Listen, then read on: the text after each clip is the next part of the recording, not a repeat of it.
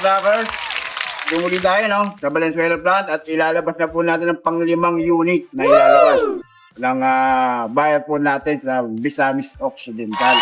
So, ito na uli si Sir Along, no? Welcome back, sir. Kasama yung mga kanyang mga staff sa business, no? So, ito nga uli, no? Nakuha uli nila Ma'am Hermie na Isuzu forward na 32 feet. Ang makina, 4SK1 engine. At ito na, gabiyahin na muli ito sa Misamis Occidental. Sir Along, no? Sir, pakawig ko sabihin sa unit natin niya, sir. Wala akong makasabi dito. Puro maganda mga unit dito, sir. Punta na kayo dito sa Golden PD Trading. Ito ang resi. Pangalawa, 4SK1. Oo, 21. So, meron na kayong dalawang 4SK1, may mga 8K1. So, sir, tumakasama ni Sir Along na Roland.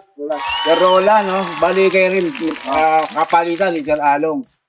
So, yun, mga katrackers, gagaya ito mamaya.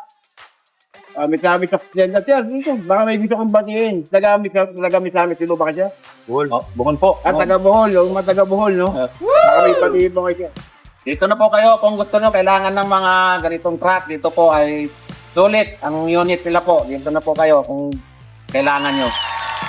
So, first time siya pumunta rito. Ang tabayanan nyo, mga taga-Misamis Mindanao. Magdadaanan nyo to.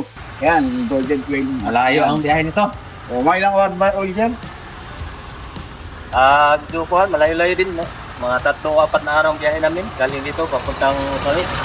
Ayun. Oh, malayo-layo. Eh, bago sila magkakarga muna sa may kawayan sa Sterling, no? So, magkakarga muna sila ng mga furniture rin, sir. Furniture. Mga furniture, mga bed frame, mga furniture sa Sterling, mamaya sa may kawayan. After doon, dahil na po sila ng Misamis Occidental. So, ngayon mga katrakas, no? Yung mga bagong viewers dyan na nanonood, makakain natin sila yung bumayari, nag-track sa Golden 20.